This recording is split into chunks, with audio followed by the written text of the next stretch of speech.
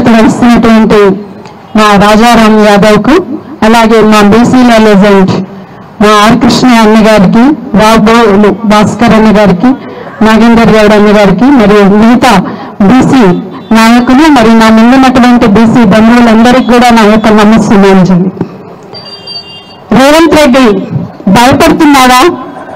దేనికోసం ఒక్కసారి ఆలోచించండి. బీసీ కులగణన జనగణన చెయ్యమని అడుగుతూ ఉంటే ఎందుకు వెనక్కి పోతున్నాడు? ఒక్కసారి ఆలోచించండి. స్థానిక సంస్థల ఎలక్షన్స్ ఈ రోజు పెట్టడానికి కూడా వణుకుతున్నాడు. వచ్చిన రిపోర్ట్ ఏంటిది? కాంగ్రెస్ చిత్తుగా ఓడిపోబోతున్నది అని సమాచారం ఉండడం వల్ల బాగా గుర్తుపెట్టుకోండి.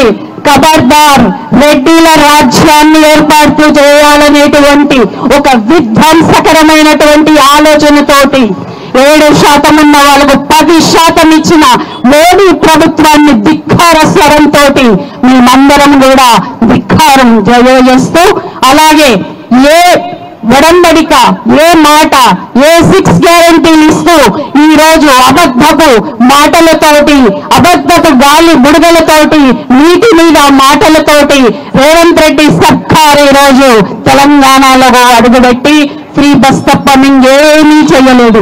మరి కామారెడ్డి డిక్లరేషన్ అని మా ఓయి ఉద్యమంలో వీర భయంకరమైన పోరాటం చేసిండు మా రాజారాం యాదవ్. మళ్ళీ కూడా ఇప్పుడు బీసీలకు కామారెడ్డి డిక్లరేషన్ 42% ఇవ్వాలని భుజం మీద వేసుకొని బీసీల దండుని ముందుకు తీసుకెళ్తున్నారు రాజారాం యాదవ్. ఇలా శంషేర్ కాష్కో రేవంత్ రెడ్డి ఈ రోజు స్థానిక సంస్థల్లో ఇయ్యలేదనుకో నివురు కప్పిన నిప్పుల్లాగా ఉన్నారు మా బీసీలందరూ కూడా. నివురు కప్పిన నిప్పుల్లాగా ఎక్కడ చూస్తుంటే అక్కడ ఈరోజు కాంగ్రెస్ సర్కార్ వచ్చిన తర్వాత బీసీల మీద అకృత్యాలు, అగైత్యాలు, మారణ హోమం జరుగుతుంది. నిన్న చూస్తున్నాం. నాగర్ కర్నూల్లో హత్యలు, నారాయణపేటలో హత్యలు, ఉట్కూరులో హత్యలు. ఎక్కడ చూస్తుంటే అక్కడ మా బీసీ బిడ్డల మీద, దళిత బిడ్డల మీద ఈ రోజు అఘాయిత్యాలు జరుగుతున్నాయి. ఎవరిని చూసుకోను. ఆ రోజు ఉద్యమంలో గమ్మత్తుకొని తిరిగినావు.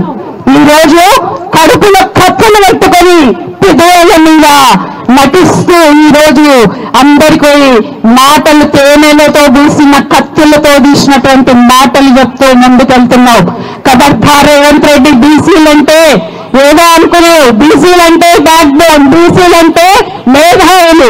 ఈ రోజు కుల గణన చేస్తూ ఉంటే ఎందుకు భయపడుతున్నాడు? కుల గణన చేస్తే బీసీలో 60%, 70% తేలితే మేమెంతో మాకంత అవకాశాలు ఇవ్వమని అడుగుతారని భయం, ఇంట్లో భయం. టెన్షన్ పెడుతున్నాడు, బాగా టెన్షన్ పెడుతున్నారు. కాబట్టి ఈరోజు ముందుకు వస్తారు. కాంగ్రెస్ లో ఉన్న బీసీలు కూడా మెసేజ్లు పెడుతున్నారు. అక్కడ మాట్లాడు, నా బీసీల గొంతుగా నేను మాట్లాడు అని చెప్పి మెసేజ్లు పెడుతున్నారు. పాపం మన బీసీలు ఇక్కడ ఇస్తుంటే కూడా అక్కడ మంచులాగా ఉంటే కుదరదు. బీసీలు గర్జించండి, లేవండి, దండగా మాట్లాడకపోతే కుదరదు. గ్రామ స్థాయి నుంచి జిల్లా స్థాయి హైదరాబాద్ వరకు మాట్లాడండి. మనమంతా ముందుకెళ్దాం కలిసికట్టుగా. ఈ రోజు సెంట్రల్ యూనివర్సిటీ మా కిరణ్ టీం వచ్చింది, ఓలో నుంచి మా దత్తాత్రేయ అశోక్ టీం వచ్చింది. ఇక మొత్తం అన్ని యూనివర్సిటీలో ఉన్నటువంటి టీంలలో ఏకం చేసి ముందుకు తీసుకెళ్లాల్సినటువంటి అవసరం ఉంది. మళ్ళీ తెలంగాణ ఉద్యమం లాంటి ఒక ఊపిరి ఈ రోజు బీసీలో వచ్చిన రోజే మనం బతుకులను బాగు చేసుకుంటాం. లేకపోతే బీసీలో మీ తలరాత మీరే మార్చుకోవాలి. మీ చేతుల్లోనే ఉంది. మీ వాడే అయితే, వడ్డీ ఇచ్చేవాడు మీ వాడైతే మీరు ఎన్నైనా చేసుకోవచ్చు. వడ్డీ ఇచ్చేవాడు మీ వాడు లేకపోతే మీరు ఏం చేయలేరు. ఖబర్దార్ రేవంత్ రెడ్డి సర్కార్. జై బీసీ, జై బీసీ. Thank you Sharadakka. ఇప్పుడు మన డాక్టర్ గారు కర్ణాటక